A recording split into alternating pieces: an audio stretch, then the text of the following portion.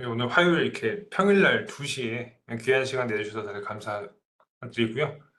어, 일단 여기 카메라로 좀 제가 확인이 가능한 선생님들, 좀 뵈면은, 어떻게 보면 저희 약간 선배님들이나 이제, 좀 이제, 춘추가 좀 있으신 분들도 꽤 계시는 것 같아서, 어, 반갑습니다. 반갑습니다. 그리고 최근에는 이제 뭔가 창업이라고 하면 그동안은 이렇게 뭔가 젊었을 때 하는 어떤 그 용기를 가지고 치기 어린 마음 20, 30대가 많이 하는 것처럼 생각하시는 분들 많으신데 좀 워낙 그 이제 이른바 이제 586 세대라고 하시는 분들이 은퇴가 본격적으로 앞에 오게 되면서 제2의 인생을 시작하신 분들 꽤 많이 계세요. 저 같은 경우에도 최근에 상담한 건 중에 하나가 그 꽤 유명한 대기업의 작은 부에 계신 분인데 이제 이분이 은퇴하고 편의점을 좀 해보고 싶다라고 해서 개괄적으로 내가 뭘 준비해야 되는지 이런 걸 물어보시러 오셨던 분이 계셨거든요. 그래서 이게 사업이나 창업 이런 거 그냥 오늘 내용이 어렵지 않습니다. 아주 기본적인 내용들 위주로 다룰 거니까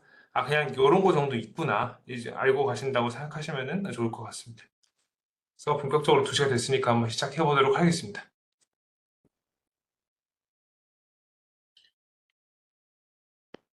네, 제가 오늘 이제 여러 선생님들 앞에서 강의하게 된 내용은 초보 사업자를 위한 기초 세법관 내용이고요. 저는 차정현이라고 합니다. 반갑습니다. 그리고 일단 그 목차는 어, 사업 시작하기. 그러니까 내가 도대체 사업 시작하려면 뭐부터 해야 되는가에 대해서 간단히 말씀을 드릴 거고요. 그리고 이제 일반적으로 이 개인 사업자를 전제로 제가 말씀을 드릴 거예요. 그래서 개인 사업자 같은 경우에는 크게 원천세, 부가가치세, 종합소득세 이 크게 세 가지 정도 신경 쓰시면 되거든요. 제가 이 진동 무음으로 좀 바꿔놓고 하도록 하겠습니다. 네, 이 원천세라는 거는 우리 지금까지 봉급 생활 하셨던 분들 한번 제가 예전에 내 급여 명세서 한번 보시면은 네, 이제 급여가 있고 거기에 소득세 얼마 떼고 이렇게 아마 급여가 나왔을 거예요. 그죠? 그래서 이제는 내가 사업주기 때문에 그 역할, 그러니까 이 세금을 미리 떼서 국세청에 납부하는 역할을 사업주인 내가 해야 됩니다. 내가 직원을 고용한다든가 아니면 뭔가 프리랜서를 좀 모신다든가 하셨을 때. 그래서 이 원천세, 기본적으로 우리가 사업이 좀 커지면 이 사업을 좀 더 키우기 위해서, 사업을 하기 위해서 뭔가 이제 좀 아웃소싱 한다던가 아니면은 좀 직원을 고용하게 되잖아요. 그래서 원천세는 기본적으로 알고 가시면 좋을 것 같고, 그리고 세 번째는 부가가치세죠. 이게 내가 어떤 사업에서 발생한 매출에 대해서는 10% 부가가치세가 나오기 때문에 이게 사실 내 돈이 아닌데 내 돈 같이 생각되는 경우가 많아요. 그래서 이 부분은 좀 알고 가셔야 될 것 같아서 준비했고, 네 번째는 종합소득세죠. 제가 앞에서도 말씀드렸다시피 일단 오늘 강의는 기초강의이기 때문에 개인 사업자를 전제로 말씀을 드릴 거예요. 그래서 뭐 우리가 이제 종합소득세라고 해서 뭐 대단한 건 아니고 그냥 내가 사업에서 발생한 순이익에 대해서 내가 벌어들인 매출에서 내가 그 매출을 창출하기 위해서 발생한 비용들을 차감한 순이익에 대해서 내가 그 사업 소득을 구성하고요. 소득 금액을 구성하고요. 근데 이제 여기서 만약에 내가 다른 소득들이 있다. 예컨대 뭐 근로연금, 기타, 사업, 뭐 이자 배당 2천만 원 넣는다던가 이런 모든 소득들을 합쳐서 우리가 매년 5월에 종합소득세 신고를 하고 있습니다. 그래서 이 부분도 당연히 우리가 알아야 되는 부분이고 법인 같은 경우에는 그냥 법인세를 한번 내죠. 그러니까 이 법인세는 말 그대로 법인 소득세를 줄여서 법인세라고 그러고 이 개인 종합소득세는 그냥 이 개인을 빼고 종합소득세라고 우리가 많이 부르는데 그러니까 개인의 소득세, 법인의 소득세 이렇게 생각하시면 편하고 우리는 지금 여기 개인 사업자를 제 전제로 말씀드릴 거라 종합소득세 이건 알고 가시면 좋을 것 같아서 크게 이렇게 네 가지 준비를 했습니다. 네, 먼저 제 소개를 좀 드리면은 어떻게 보면 자금 저도 세무 이런 쪽에 조금 뭐랄까 관계가 좀 있었던 것 같아요. 여러 가지로 좀 이런 쪽 일을 많이 했고 그리고 그 저는 주로 이제 주 업무 분야는 상속 증여나 뭐 부동산 양도 이쪽 위주로 많이 했었고요. 그래서 제가 실제로 뭐 재테크 박람회 같은 데 가서 일대일 상담도 많이 해드리고 근데 그러고 있는데 저도 이제 개업을 한 지 좀 됐다 보니까 여러 가지 이제 개인 사업 하시는 분들, 법인 사업 하시는 분들 많이 만나 뵙고 또 그런 상담을 해드리고 있어요. 그래서 또 국세청에서 이렇게 연이 닿아가지고 우리 좀 새로 개업하실 창업하실 분들을 대상으로 이런 사업자분들에게 좀 무료로 강의 좀 해드리는 게 어떠냐라고 말씀을 해주셔가지고 오늘 또 이제 좋은 기회를 여러분들과 만나 뵐 수 있는 좋은 기회를 가지게 되었습니다. 자, 먼저 사업을 시작할 건데요. 일단 사업을 시작할 거면은 우리가 1년을 두고 어떤 흐름으로 어떤 세금 계산 구조 또는 어떤 뭐 세금 이벤트들이 있는지 그걸 먼저 알아보면 좋을 것 같습니다. 네, 크게 이제 우리가 일단 직원이 없다라고 생각하고 그냥 내가 나 혼자서 1인 사업 소소하게 한번 해볼래 라고 했을 때 크게 이제 세금의 양대 산맥이죠. 부가가치세, 제가 그냥 줄여서 부가세라고 부르겠습니다. 부가세, 종합소득세, 이게 크게 두 가지가 있어요. 부가세는 기본적으로 개인이면 우리가 1월부터 6월까지에 발생한 어떤 부가가치를 7월 25일까지 한번 신고 납부를 하고요. 그러니까 상반기 거를 결산해서 7월 달에 한번 낸다 생각하시면 편하고, 그리고 이제 하반기 하반기는 7월부터 12월까지 하반기를 결산해서 그러면은 1월 달에 한번 낸다 이렇게 생각하시면 편합니다. 부가세는 두 번 낸다 생각하시면 편하고, 물론 이제 간이거세자라는 게 있는데 그건 제가 뒤에서 말씀드릴게요. 그리고 이제 종합소득세는 1년 동안 우리 선생님이 얼마나 버셨는지를 다 합해서 신고 납부를 하는 세금이 종합소득세입니다. 네, 그래서 크게 이 두 가지 세금이 있고, 부가세는 1년에 두 번, 종합소득세는 1년에 한 번인데, 부가세는 상반기 결산해서 그러니까 그 반기를 결산해서 그 다음 달 25일까지 신고 납부한다고 생각하시면 되고, 종합소득세는 이제 우리가 1년치를 다 이제 뭐 장부도 마감하고 뭐 영수증 빠진 거 없나 확인하고 이제 이런 기간이 좀 필요하잖아요. 그러니까 아마 뭐 회계부 자금부 계셨던 분들 잘 아실 텐데, 그래서 우리가 이 1년이 마무리됐다고 해서 바로 뭔가 신고 납부 어떤 기한이 도래하지는 않습니다. 그래서 1년을 마무리하고 그 다음 해 5월 달에 해요. 그러니까 한 4개월간은 충분히 어떤 서류 준비하고 뭐 대출이자 받은 거 있으면 이자 증빙 같은 거 다 받아오시라고 시간을 드리는 거죠. 왜냐면 준비하는 시간이 필요하니까. 그래서 종합소득세는 그 다음 해 5월에 한다. 이렇게 이해하시면 되겠습니다. 네, 이게 사업자 등록. 일단 뭔가 시작을 하려면 등록부터 해야 되겠죠. 그래서 뭐 혹자는 사업자 등록 안 하고도 사업을 해도 되나요? 라고 하시는 분들 계신데, 뭐 사실 우리가 그 자녀라고 생각하시면 편해요. 사람처럼. 그러니까 사람이 태어나면은 다 출생 등록하잖아요. 그러니까 내 사업자가 태어나면은 사업자 등록을 해줘야 되는 겁니다. 우리가 출생 등록을 할 때 기본적으로 뭐 아이의 부모가 누구인지, 그리고 아이가 뭐 어디서 태어났는지, 시간은 언제인지 이런 거 많이 확인하잖아요. 사업자 등록은 뭐가 제일 중요할까요? 한번 생각해 보면은 일단 사업자 이름이 무엇인지. 사실 사업자 이름은 내가 정하기 나름이에요. 막 엄청 미풍양속을 해치거나 그런 게 아닌 이상은 우리 그 선생님들께서 나름대로 마음에 담아두신, 아 나는 이걸로 할 거야, 이게 좀 정해두신 게 있으실 거란 말이죠. 그럼 상호가 무엇인지 정해야 될 거고, 그리고 장소가 어디인지.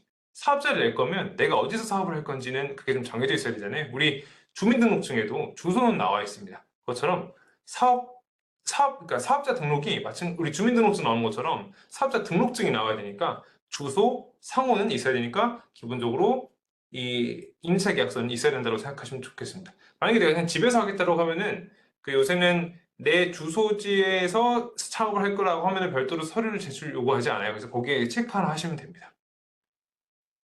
사업자 등록은 그 사업을 시작한 날로부터 20일 이내에 하라고 되어 있는데, 보통은 조금 먼저 하시라고 추천을 드려요. 왜 그러냐면 이제 만약에 내가 그냥 나의 어떤 지식 창업, 우리가 이른바 지식 창업이라고 하죠. 뭐 유튜버라든가 뭐 크리에이터 분들, 영상 뭐 편집한 이런 분들 같은 경우에는 사실 뭐 고정비라는 게 딱히 들어가지 않습니다. 근데 이제 우리가 음식점을 한다든가 뭐 제조업을 한다든가 유통, 도소매, 그리고 뭐 화물업 하시는 분들, 그러면은 뭐 번호판을 사오느니 아니면은 또 이제 그 탑 개조 같은 거 하는 게 되게 비싸거든요. 그래서 그런 거 하시는 분들은 왜 사업자를 미리 하라고 말씀드리냐면은, 사업자 등록을 하고 나서 그때부터 이제 실무적으로 내 어떤 사업자 등록증으로 계산서나 증빙들을 받을 수 있어요. 그러니까 이런 증빙들이 왜 필요하냐? 이게 있어야 내가 부가세로 환급받을 수 있고, 그 제가 소득세를 1년치 내가 벌어들인 매출에서 쓴 경비는 차감해서 순수익을 한다고 그랬잖아요. 이 경비들을 미리 차곡차곡 쌓아놓을 수 있는 겁니다. 근데 대체로 우리가 사업을 시작할 때 초기에 비용이 많이 들어가요. 이런 어떤 그러니까 그런 지식 창업들 말고 음식점, 뭐 제조업, 도소매, 유통, 그리고 뭐 운송업 이런 다 초기에 비용이 꽉 들어가는 경우가 많습니다. 그래서 이거를 초반에 모집을 해야 되는데, 내가 사업자 등록을 안 해놓으면 상대방 입장에서 난처한 게, 그러면 어디로 발급해 드려야 되죠? 라고 하면 이제 난처했단 말이죠. 그러니까 사업자 등록은 특히 내가 어떤 사업 초기에 고정 비용이 많이 들어간다라고 하시면 좀 미리 하시는 게 좋다. 미리 하시는 게 좋다. 사업자 등록을 하고 거기에 있는 나의 사업자 등록 번호로 다 증빙 주세요. 이렇게 하시는 게 가장 베스트입니다. 요런 것만 해도 진짜 웬만한 절세는 잘 챙길 수 있어요.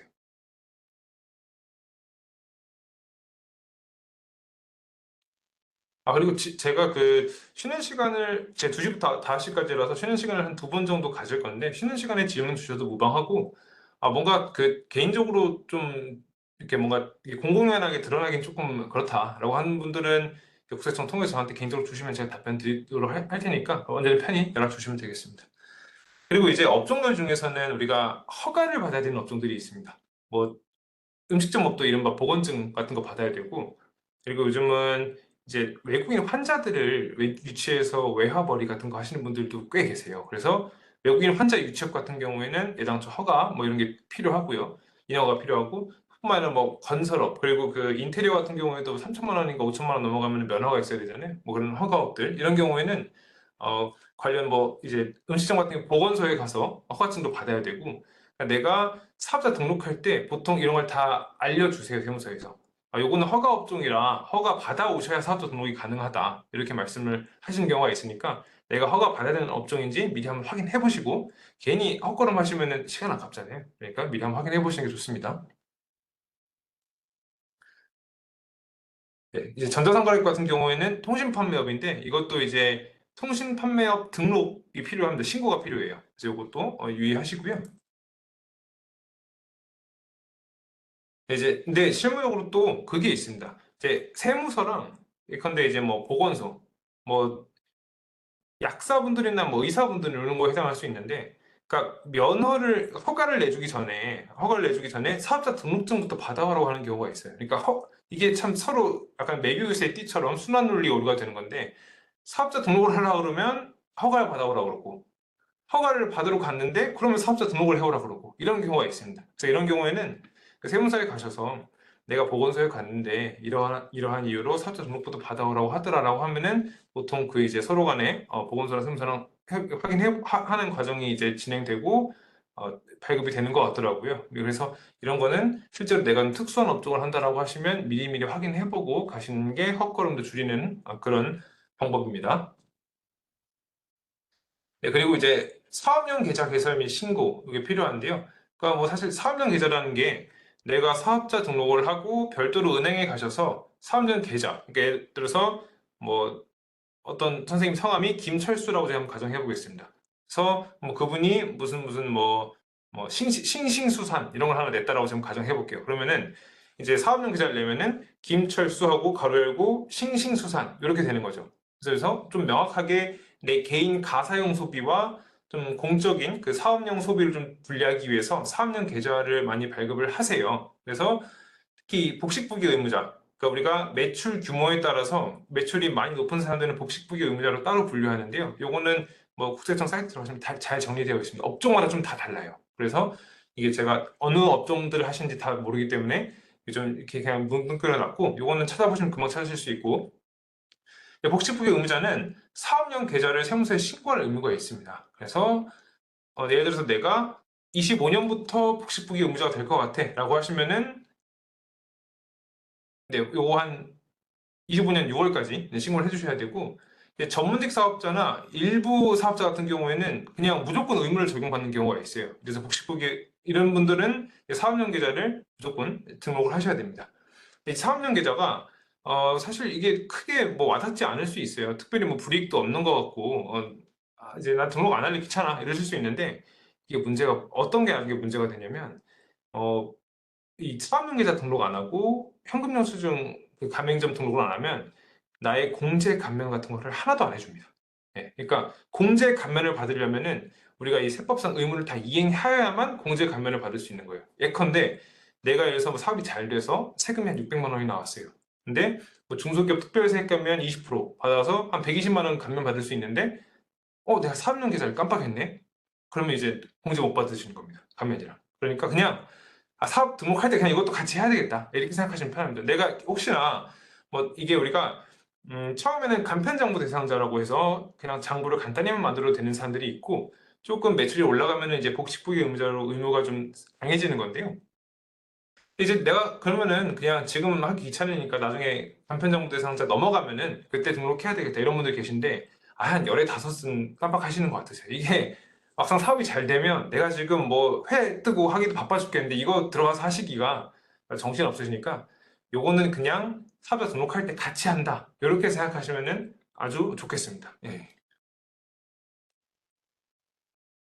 네, 그래서 사업용 계좌는 이게 반드시 사업용 계좌일 필요는 없어요. 그러니까 개인의 경우에는 사업용 계좌를 개설할 수도 있는데 내가 굳이 귀찮다라고 하시면은 내 계좌 중에 잘 안 쓰는 거 그냥 따로 빼서 내가 사업용으로 쓰겠다라고 하시면은 그 개인 계좌를 등록하셔도 상관은 없습니다. 상관없고 미신고시 불이익은 이 수입 금액, 그러니까 예를 들어서 내가 수입 금액은 순수익이 아니에요. 내가 매출이라는 뜻이에요. 그러니까 내가 매출이 10억이고 근데 내가 그 뭐 제조업이라서 매출이 10억인데 남는 게 거의 없었어. 100만 원밖에 없었어. 그래도 매출이 10억이니까 10억이 2%면은 맞아? 잠깐만. 10억이 2%면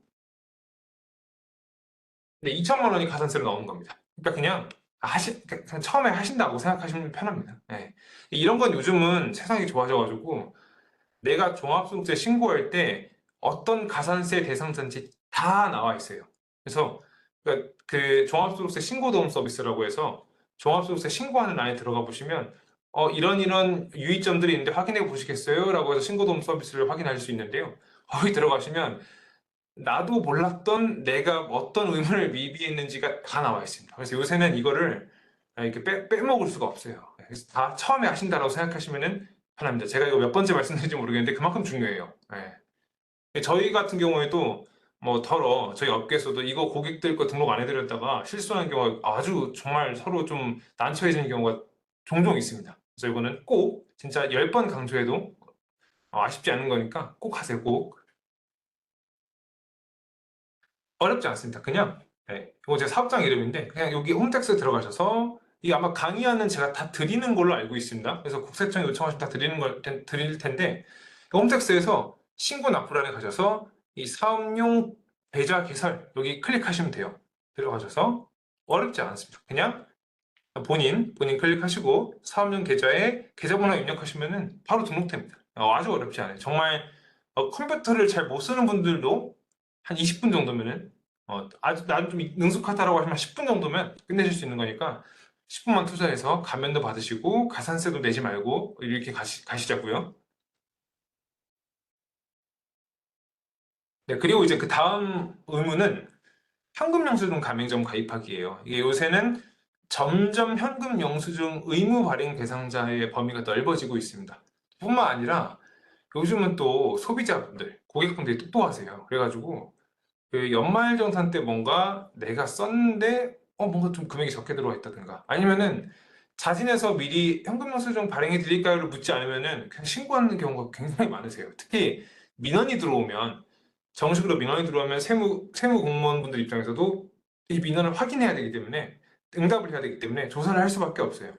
그렇기 때문에 현금 영수증은 일단 가맹점 가입은 물론이고 발행하는 걸 원칙으로 한다고 생각하시는 게 좋습니다. 네,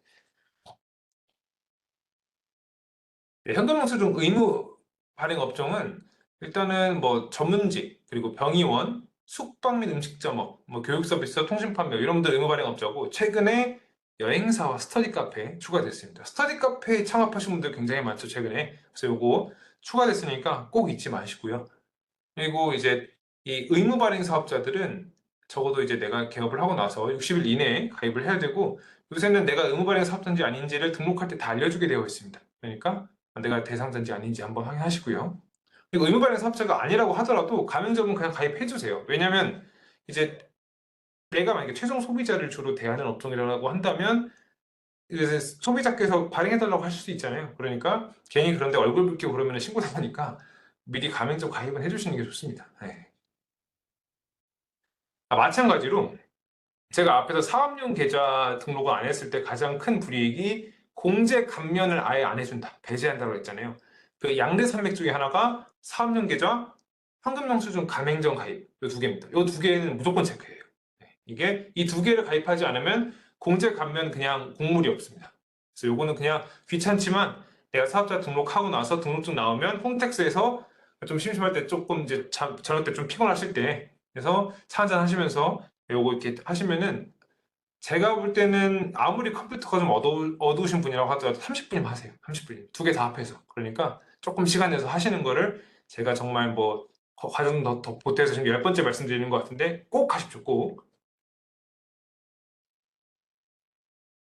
여기서 뭐 이 현금영수증 가맹점을 가입하지 않았을 때 불이익이 뭐냐라고 했을 때 일단 마찬가지로 얘도 순수익이 아닙니다. 수입 금액이에요. 그러니까 매출이에요. 매출의 1% 가산세 들어오고 그리고 이제 뭐 이런 각종 감면 뭐 이런 감면 다 배제되고 이거는 이제 이게 어떤 거냐면 우리가 나중에 제가 종합소득세는 뒤에서 말씀드릴 건데 그래서 종합소득세는 크게 계산하는 방법이 두 가지가 있어요. 그러니까 장부를 만들어야 되는 사람들이 있고 이제 그런 사람들이 있습니다. 예를 들어서 우리가 그 청소년들이 형사처벌 대상이 되면 약간 봐주잖아요. 뭔가 그 뭐라고 하죠? 무슨 소년들? 제가 지금 용어가 갑자기 기억이 안 나는데 약간 봐주잖아요. 마찬가지로 국세의 어떤 그 협력 의무에서도 아직까지 선생님의 사업은 조금 완숙하지 않았습니다. 그러니까 이제 성장하시고 있는 단계니까 저희가 강한 의무를 부여하지는 않을게요. 그러니까 선생님께서는 장부를 굳이 만드실 필요는 없으시고 그냥 국세청에서 선생님과 비슷한 업종을 하시는 분들의 경비율을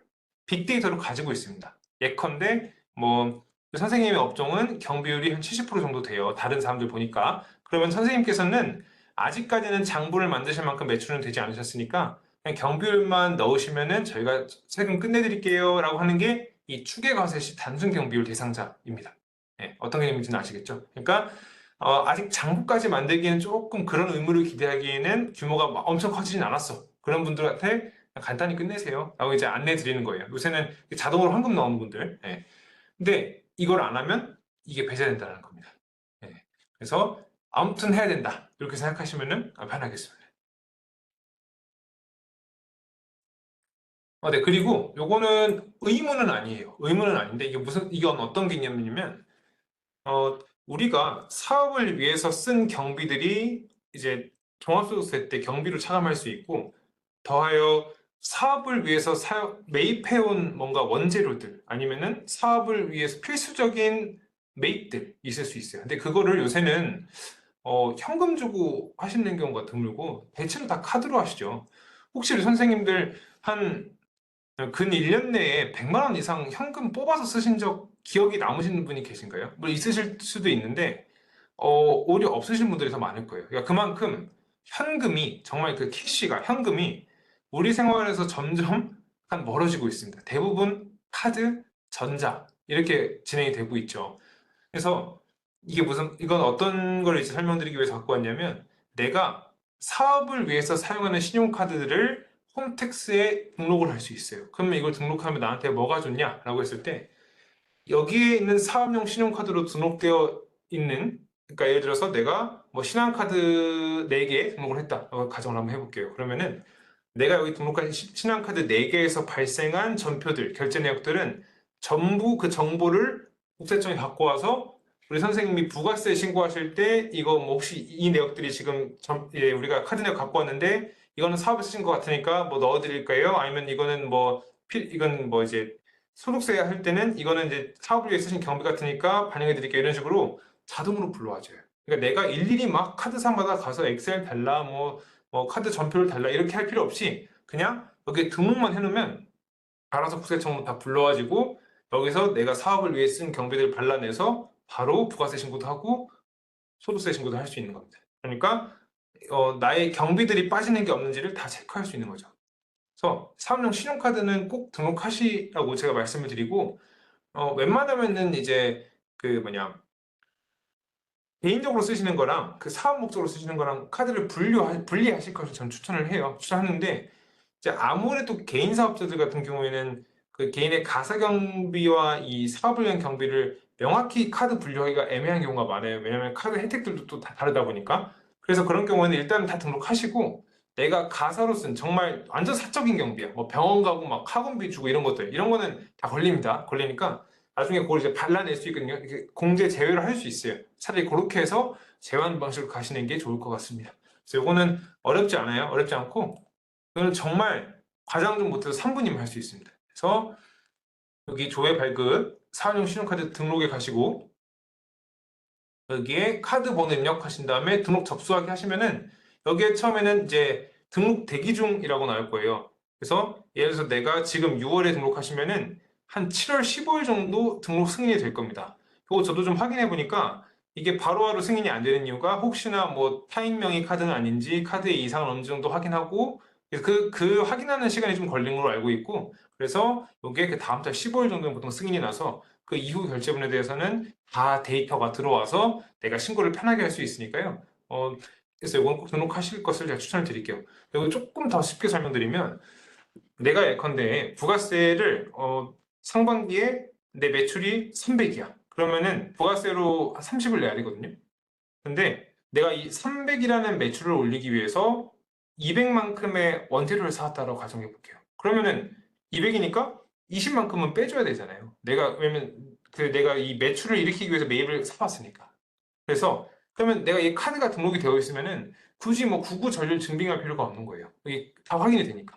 그래서 그러면은 내가 이거를 등록 안 하고 그냥 이걸 무제한 상태에서 부가세 신고를 한다라고 했을 때 그러면은 300에 10%니까 30만큼을 다 세금을 내야 되는데 30에서 아까 매입이 200이니까 20. 그러니까 부가세 매출세액 30에서 매입세액 20을 빼면은 10만큼만 내면 되겠죠. 그래서 그렇게만 하면 되는 겁니다. 그래서 이 카드 등록을 해놓으면은 내가 굳이 번거로운 작업을 거칠 필요가 없다. 이런 말씀을 좀 드릴 수 있을 것 같아요. 네, 그리고 그 다음은 원천세 부분인데 요거 제가 원천세까지 하고 한번 쉬도록 하겠습니다. 그러니까 원천세는 사실 우리 사업주분들 내 세금은 아니에요. 내 세금은 아니고 내가 누군가를 고용하면 이 고용한 사람의 세금을 사업주가 대신해서 미리 징수해서 내라고 우리나라는 의무를 부여하고 있어요. 이거를 원천 징수 의무자라고 합니다. 말이 좀 어렵죠. 그래서 우리가 예컨대 급여를 받을 때 나는 급여를 받았지만 내가 급여를 받을 때 세금을 조금 떼어놓잖아요. 그럼 세금을 떼어놓고 그 세금을 매월 지급한 달에 매월 다음 달 10일까지 회사가 계속 내고 있었어요. 우리는 몰랐지만. 그래서 이제 그 역할을 우리가 해야 되는 겁니다. 그래서 이게 내 세금은 아닌데 이거 괜히 내 세금 아닌데 운반을 잘못하면은 이것도 가산세 나오거든요. 그러니까 이걸 우리도 알긴 알아야 됩니다. 네, 들어가 볼게요.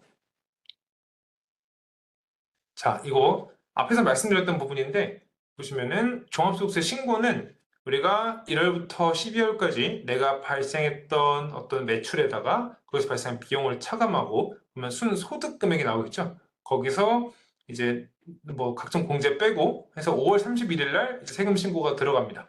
이 수입 금액이라는 거는 매출을 의미해요, 매출. 이 수익 금액은 매출을 의미하는데 매출에서 내가 이 매출을 일으키기 위해서 발생한 경비들을 차감합니다.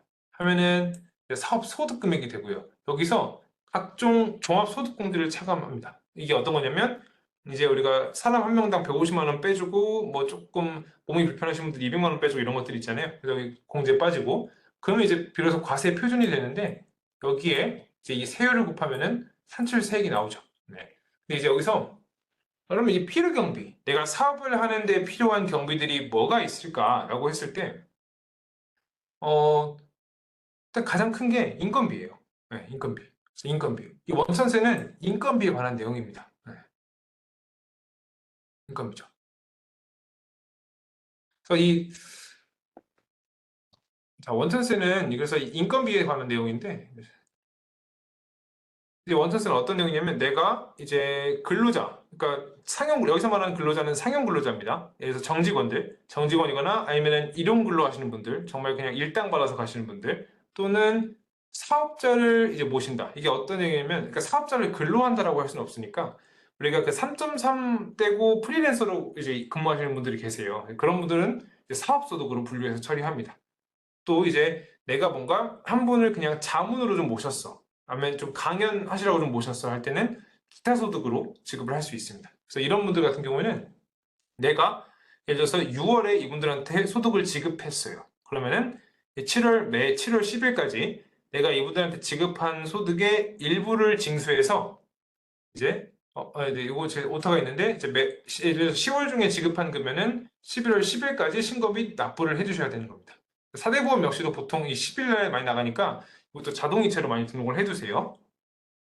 그리고 이제 그 일용근로분들, 그러니까 일당 받아서 하시는 분들 같은 경우에는 매월 15일마다 우리가 그 근로복지공단에 근로내역 확인 신고를 꼭 해줘야 됩니다. 그래서 이것도 좀 믿으시면 안 되고, 그래서 우리가 이거 원천세 신고를 할 때 어떤 정보들이 필요하냐라고 했을 때 기본적으로 일한 사람 이름, 그리고 주민등록번호, 주소, 그다음에 내가 얼마 줬는지가 필요합니다. 그래서 이게 그럼 도대체 얼마를 떼야 되냐 좀 이게 궁금해하실 수 있어요. 그러니까 그런데 근로소득자면은 아예 이게 내가 마음대로 떼는 게 아닙니다. 근로소득 간이세액표라고 해서 그 나라에서 예컨대 연봉 한 200만 원, 아니 월급 한 200만 원 정도 받으시는 분들이면은 한 이 정도 떼면 적당한 것 같아요를 정해놨습니다. 그래서 그거를 정해진 수치를 떼시면 되고, 사업소득자 같은 경우에는 딱 내가 지급한 금액의 3.3%를 떼라고 되어 있죠. 그러니까 100만 원을 지급하는 경우에는 3만 3천 원을 떼는 겁니다. 그 떼은 어떤 미리 떼어놓은 세금을 다음 달 10일까지 신고 납부하시면 되는 겁니다.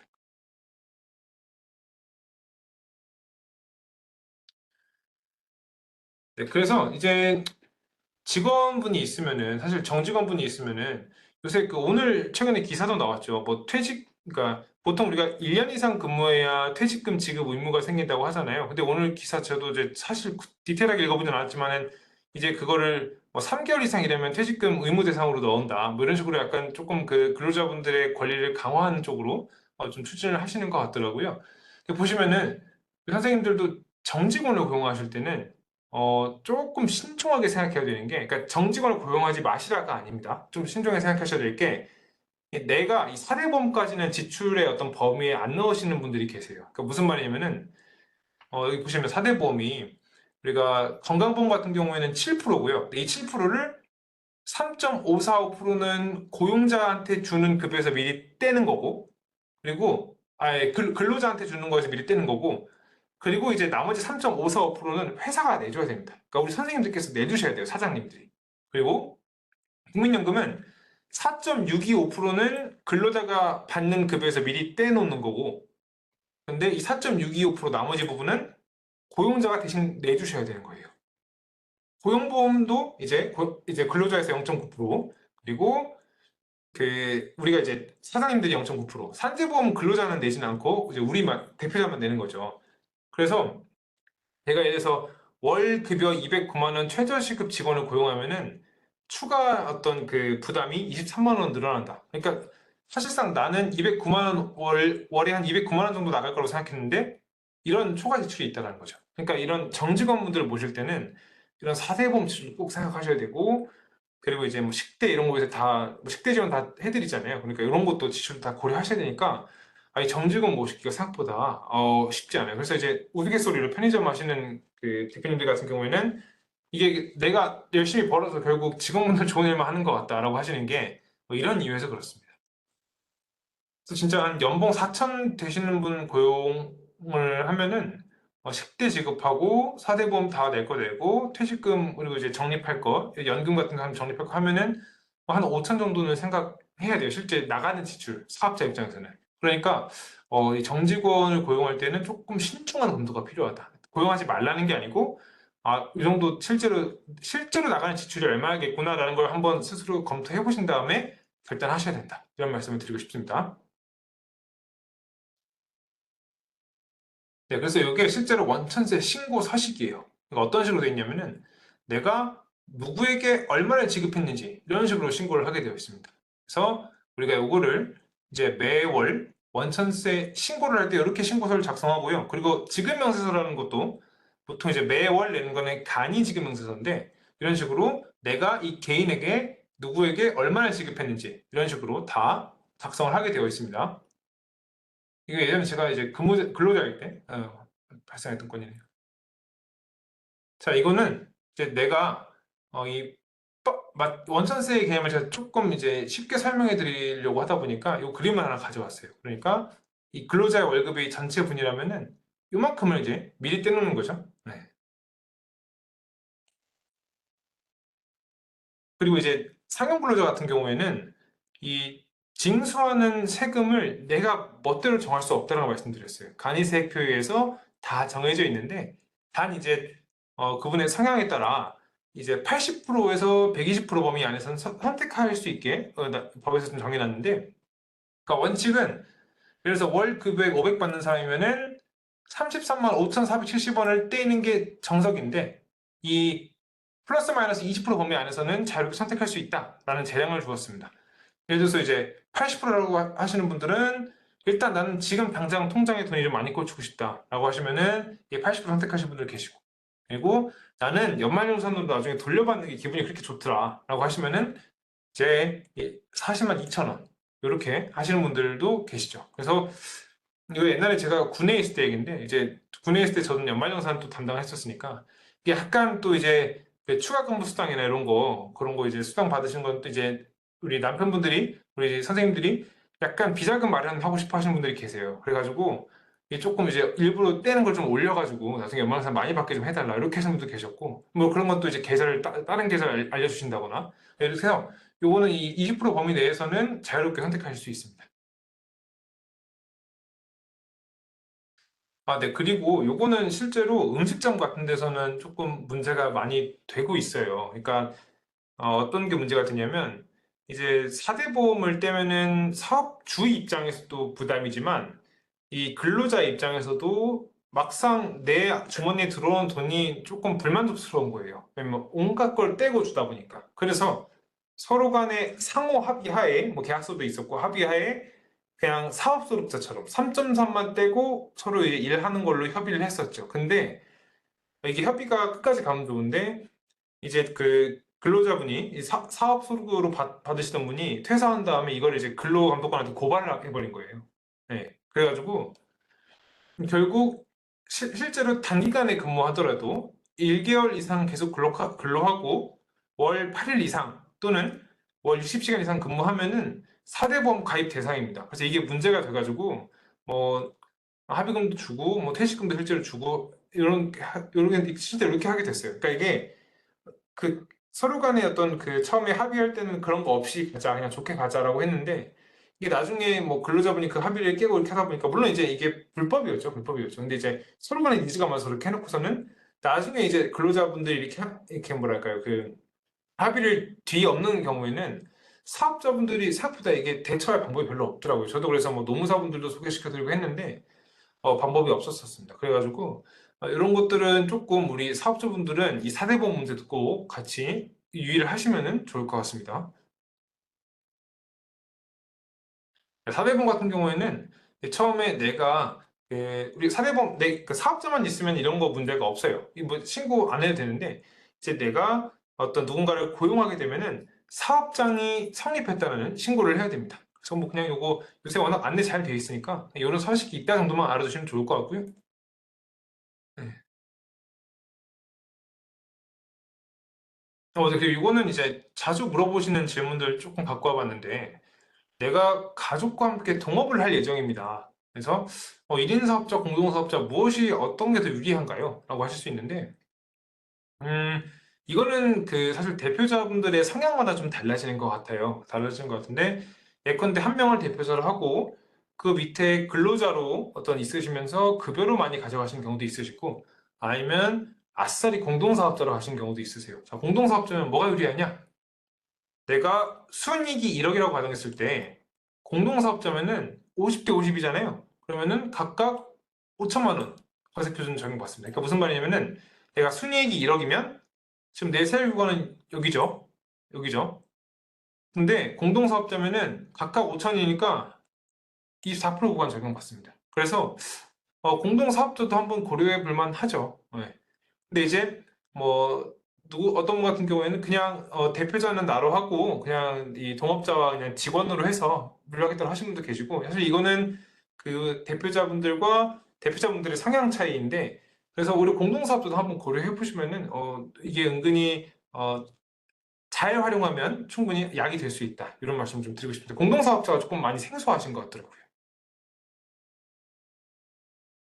네, 그래서 제가 일단 이 원천세 시간, 이 첫 시간은 다 마쳤고요.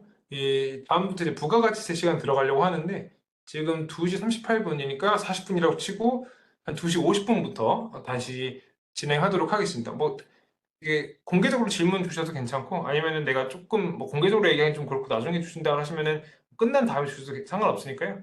잘 쉬시고 제가 50분에 다시 뵙도록 하겠습니다. 감사합니다.